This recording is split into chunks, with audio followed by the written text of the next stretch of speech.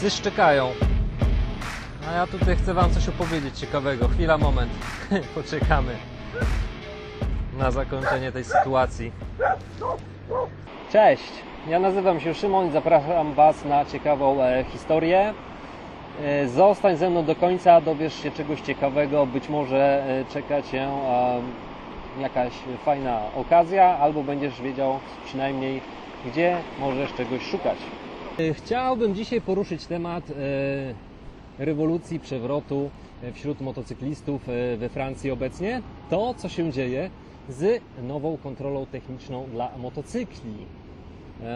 Jak wiecie, w pewnych krajach Unii Europejskiej do tej pory nie było obowiązkowej kontroli przeglądów technicznych motocykli, między innymi we Francji. Od 6 lat użytkowania motocykli nie byłem zobowiązany, po prostu nie istniało coś takiego jak kontrola techniczna od bardzo dawna, albo i od początku.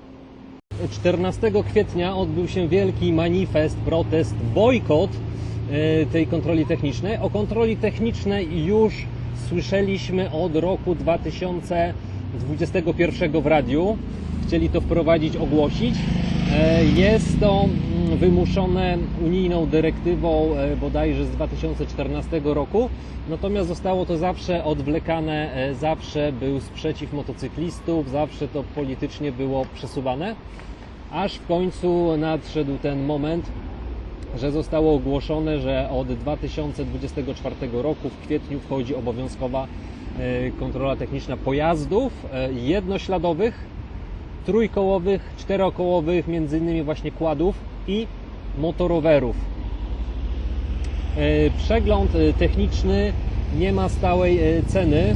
Propozycja była w wysokości około 50 euro, natomiast jest to cena wolna w zależności od stacji diagnostycznej, więc cena będzie konkurencyjna pod tym względem. Ważna informacja na tą chwilę.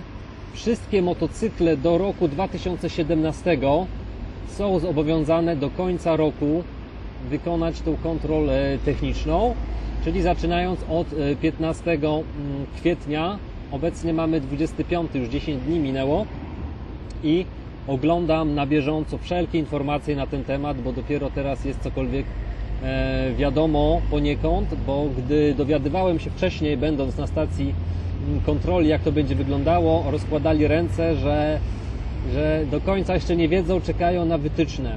Wiąże się to też z tym, że po prostu we Francji stacje diagnostyczne nie były nigdy przygotowane, żeby wykonywać takie przeglądy techniczne motocykli i też diagności potrzebowali czas na przeszkolenie, dlatego było to przesunięte praktycznie o rok.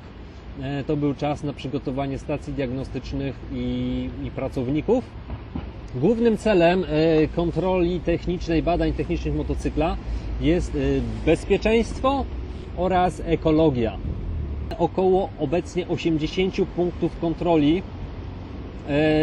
Zagadnienie pierwsze jest oczywiście identyfikacja pojazdu, czyli sprawdzenie numerów seryjnych wybitych na ramię, co stanowi nie lada problem w niektórych motocyklach, gdy jest to zabudowane, więc też w czasie kontroli nie mogą tego jakby rozbierać, jeżeli jest za dużo obudowy, ściągać i to też powoduje komplikacje. Tak jak mówię, to dopiero wchodzi. Ja wykonałem kontrolę techniczną z wynikiem negatywnym.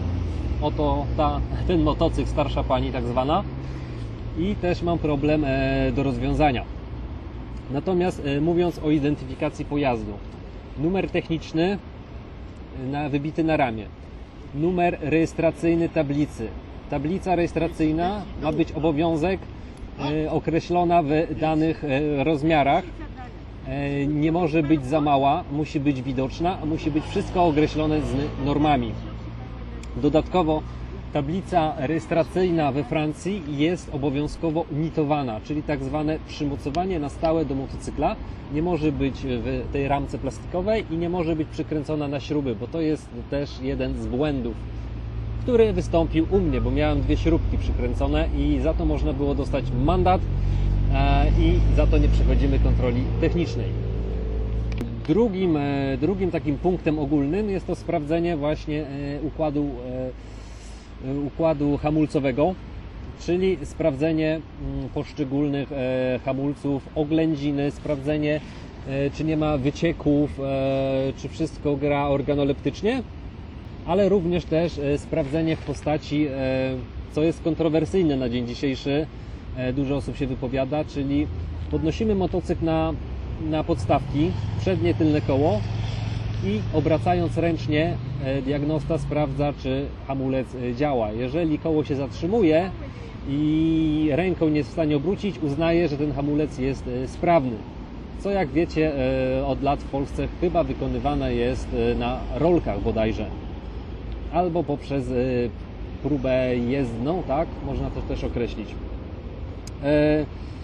Oczywiście też sprawdzanie łożysk w kołach przednim, tylnym, sprawdzanie luzu, czy tutaj łożyska główki ramy, czy tutaj nie ma żadnego luzu, sprawdzanie też luzu na wahaczu, oględziny oczywiście zawieszenia, amortyzatorów,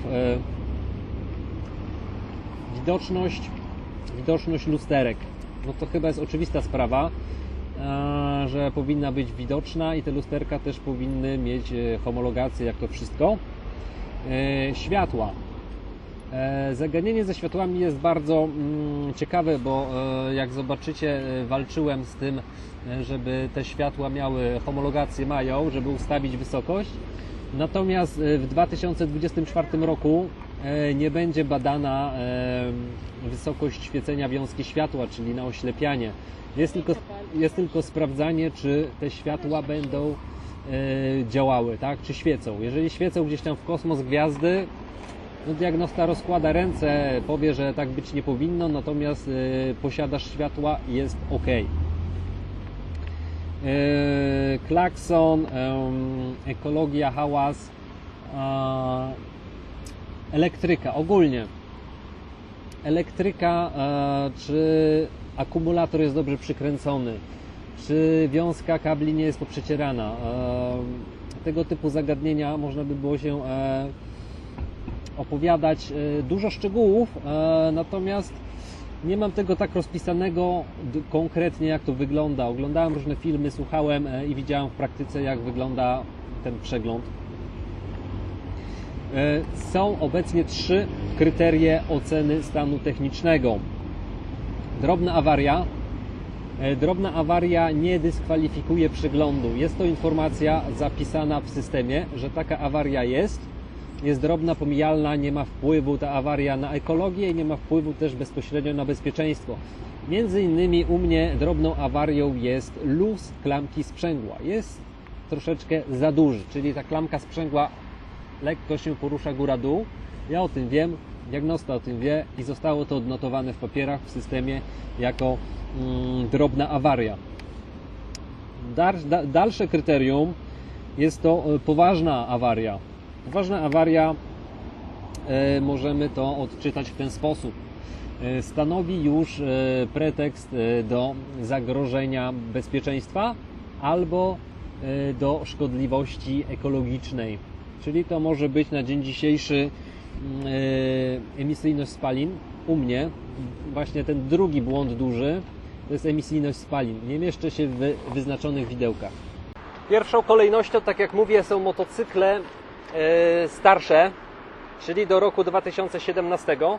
Natomiast motocykle, które były zarejestrowane przed rokiem 1999, są zwolnione z pomiaru zanieczyszczeń, czyli nie jest badana emisyjność spalin w motocyklach tych, oraz motocykle dwusuwowe również są zwolnione z emisyjności spalin. Na tą chwilę, w 2024 roku, stacje diagnostyczne nie są wyposażone w homologowany przyrząd do pomiaru hałasu, dlatego w tym roku jeszcze jesteśmy z tego zwolnieni w czasie badania technicznego, natomiast od 2025 roku będzie to obowiązkowe. Kryteria oceny. Poważna awaria między innymi jest to brak przymocowanej tablicy rejestracyjnej przy pomocy specjalnych nitów. To mnie właśnie, jak już mówię, dotknęło w tym przypadku. I druga poważna awaria w moim przypadku to jest poziom zanieczyszczeń spalin, tak? Emisyjność spalin, która zabija te starsze motocykle na gaźnikach. Awaria krytyczna, jest to trzecia awaria. Awarią krytyczną może być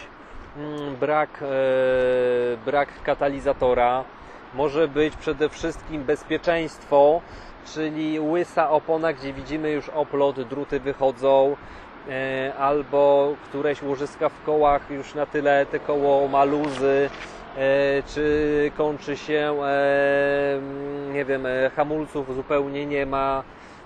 To już jest takie, że w tej chwili, na tą chwilę przyjeżdżając na stację diagnostyczną, jesteś już dużym zagrożeniem. I powiedzmy sobie teraz o najważniejszej rzeczy, czyli o co chodzi, jaka kara może nas spotkać za brak przeglądu technicznego. Zacznijmy od tego, jak to było kiedyś.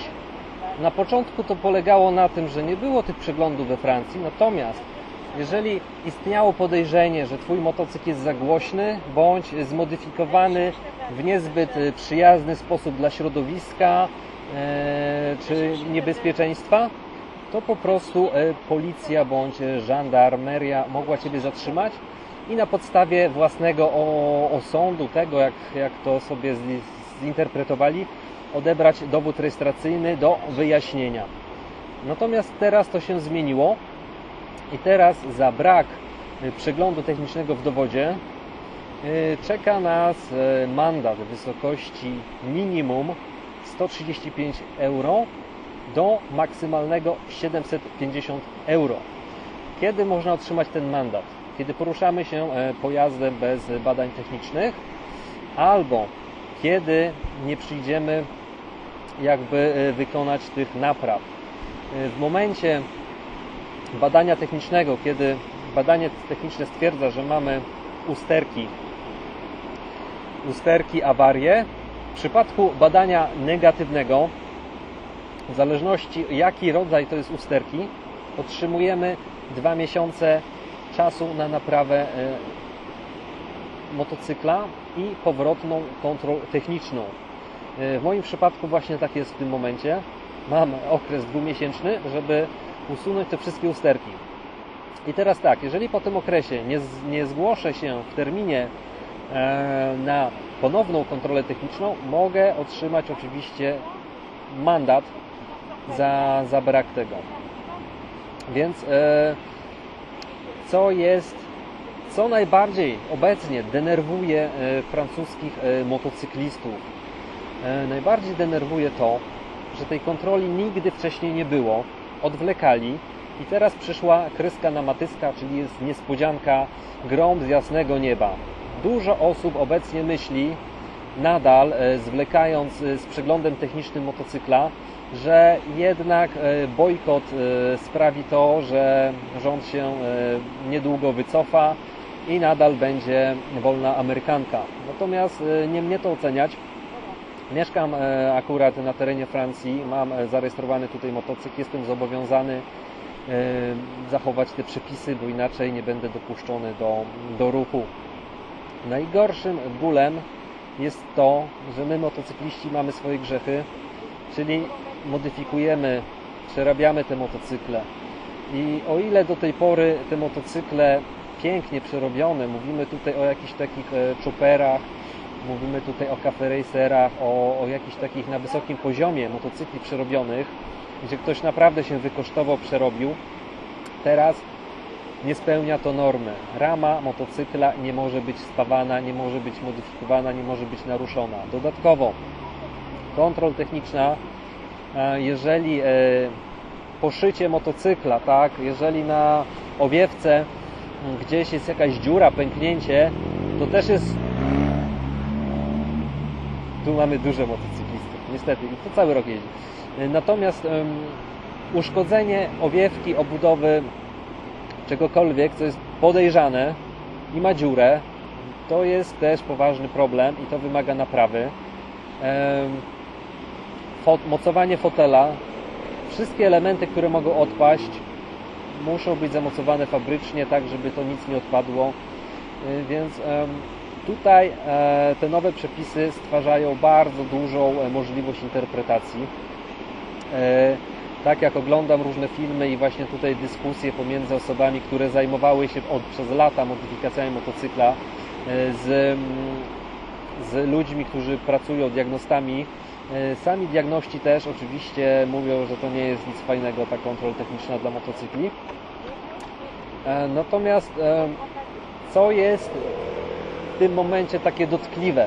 Dobrze, kontrola techniczna ok, jest, sprawdzamy, czy te motocykle działają, zgadzam się z tym, niech to będzie. Natomiast uciążliwą sprawą jest to, że wielu kolekcjonerów motocykli po prostu ma dużą ilość takich motocykli. I teraz, gdy przyjdzie zrobić jednocześnie przeglądy techniczne, to jest już jakieś finansowe wyzwanie.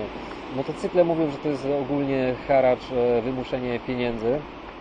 Różnie można to odbierać. Ale do czego zmierzam?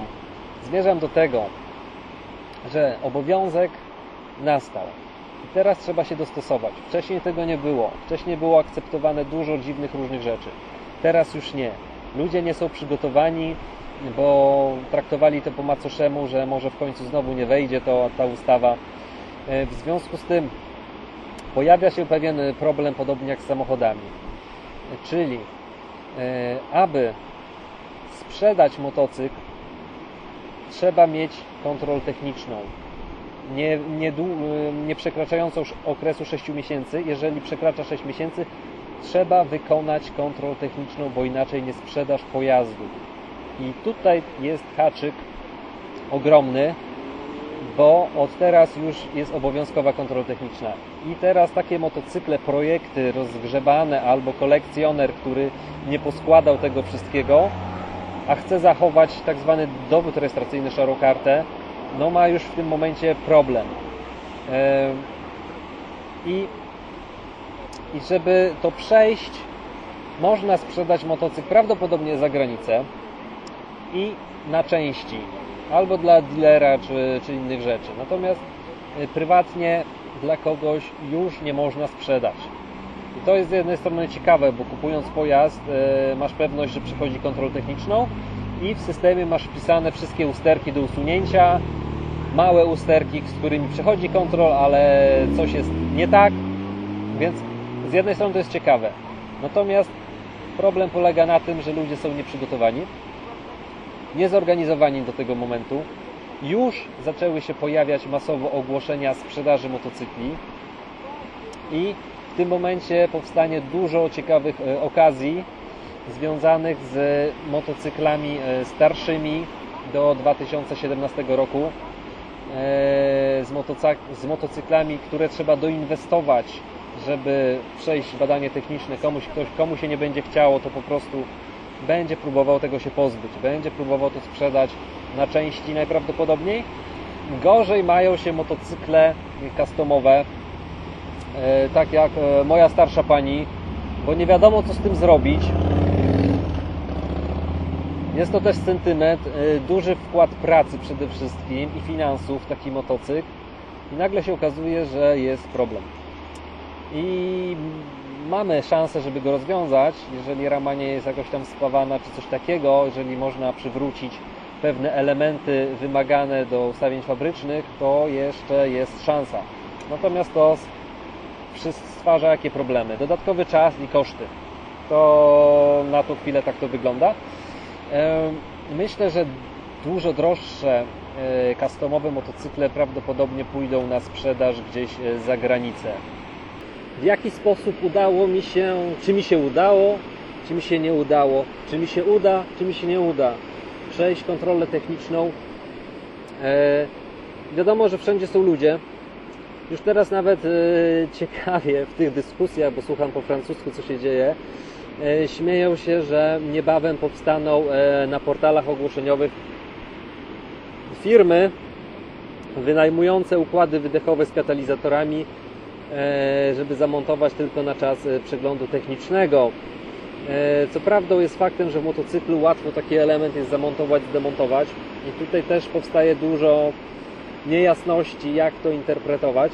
Nadal policja będzie to mogła sprawdzać i odbierać dowody techniczne, dowody rejestracyjne, żeby poddać kolejnym badaniom. W razie wątpliwości to jest oczywiste.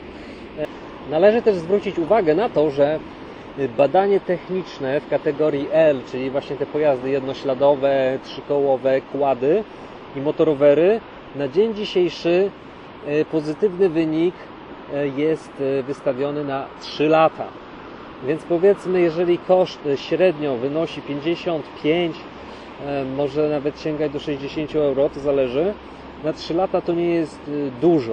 Okres 3 lat to też jest bardzo długi okres, gdzie naprawdę w miejscach tak jak tutaj, całorocznych, gdzie można jeździć przez cały rok, 3 lata, to wiadomo, że można zajeździć parę kompletów klocków hamulcowych, parę kompletów opon, więc to jest troszeczkę takie nieadekwatny czas do przeglądu elementów eksploatacyjnych. Wiadomo, w danym momencie w badaniu, gdy widzimy, że są żyletki, a nie klocki, tak.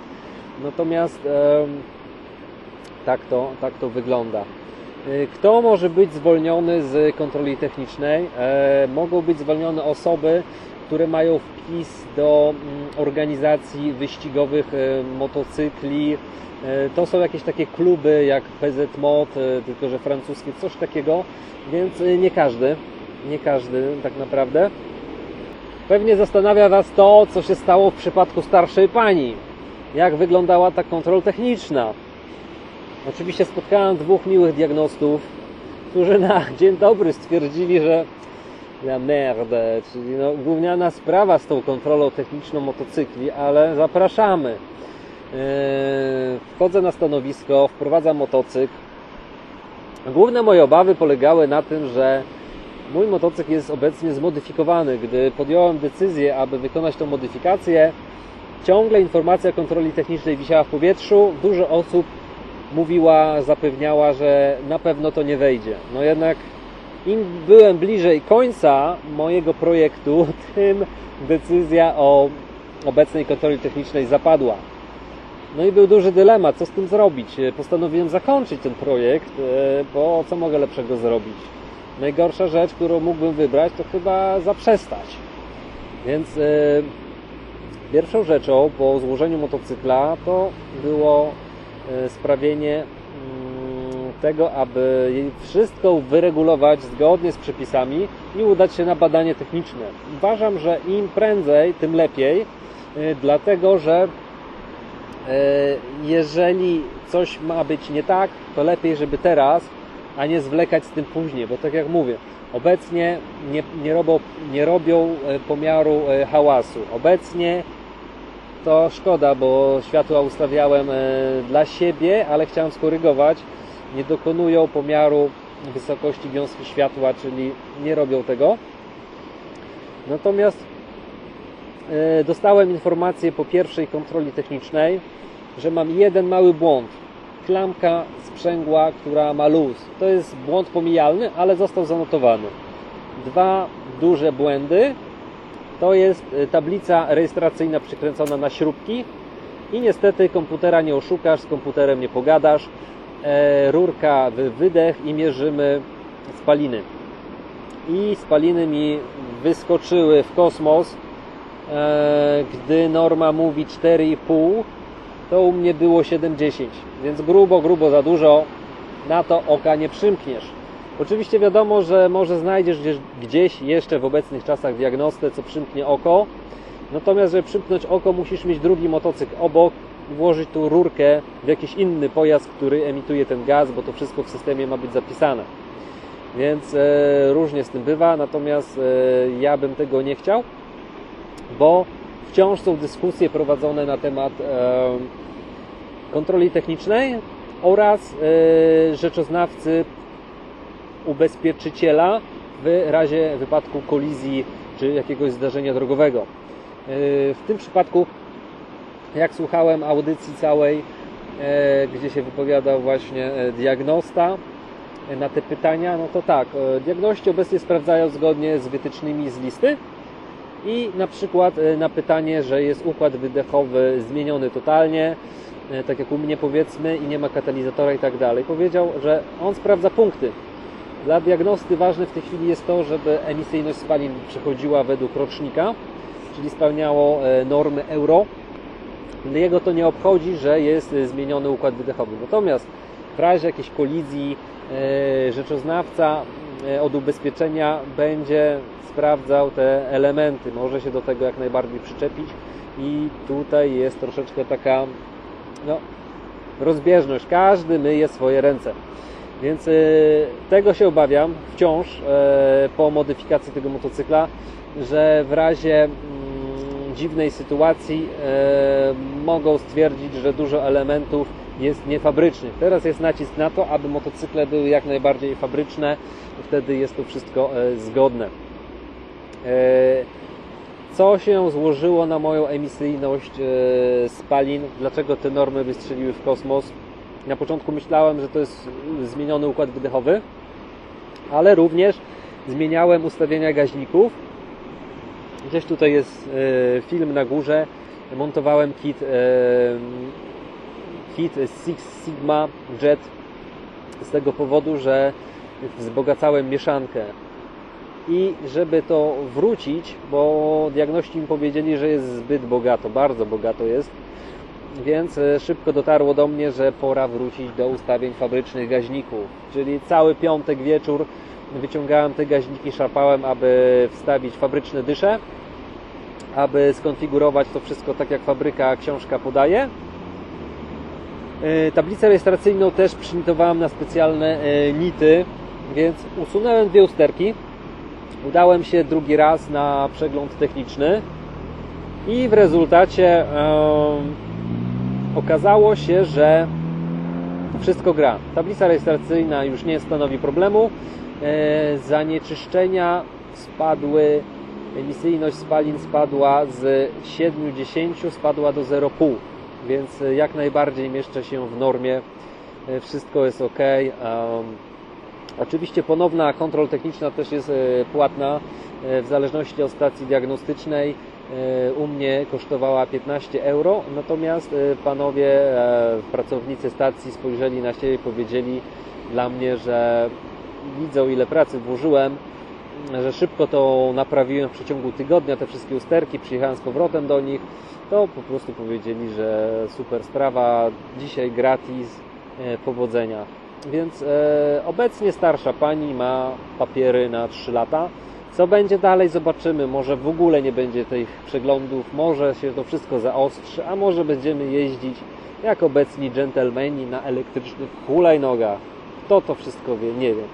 Daj mi znać, co o tym myślisz, czy też mieszkasz na terenie Francji, w jakimś innym rejonie niżeli Korsyka, co się dzieje wśród motocyklistów, jakie są opinie, albo co sądzisz jako polski diagnosta, czy osoba, która ostatnio była na kontroli technicznej, czy tego typu tematy są ciekawe, czy nie.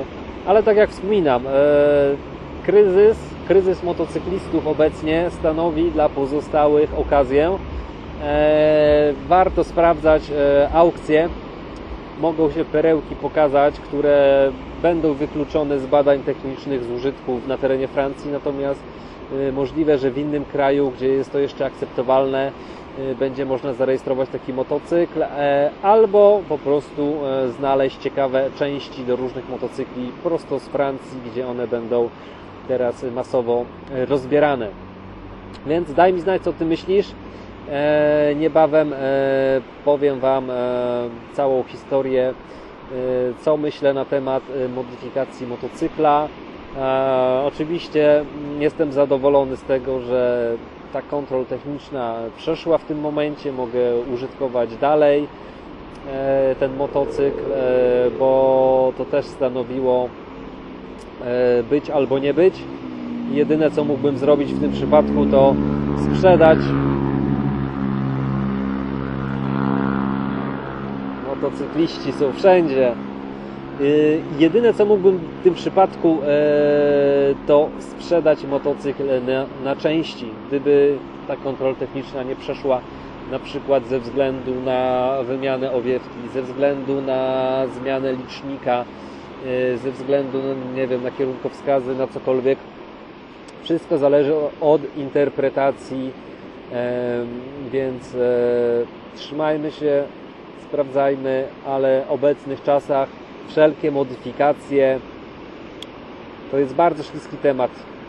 Jeżeli też do Polski dojdzie podobny sposób przeprowadzania kontroli technicznej, oczywiście jako te takie dodatkowe elementy, które tu są, a jeszcze w Polsce ich nie ma, to faktycznie będzie to eliminowało zarówno motocykle, szroty, to tak, bo to jest bezpieczeństwo, ale też motocykle, przy których ktoś się napracował, które są technicznie jak najbardziej sprawne, ale na przykład norma czy spawana rama, która jest spawana z głową, projekt jest zrobiony z głową, natomiast będzie dyskwalifikowało to taki motocykl, więc kij ma dwa końce. Cieszmy się z tych naszych motorków, póki możemy, tak jak mówię, bo będziemy jeździć na tych elektrycznych hulajnogach i wspominać naszych dziadków motocyklistów, a tego byśmy nie chcieli. Przynajmniej my, ja, wy, sądzę, skoro to oglądacie, a pozostali nie mam zdania. Trzymajcie się. Pozdrawiam. Piszcie.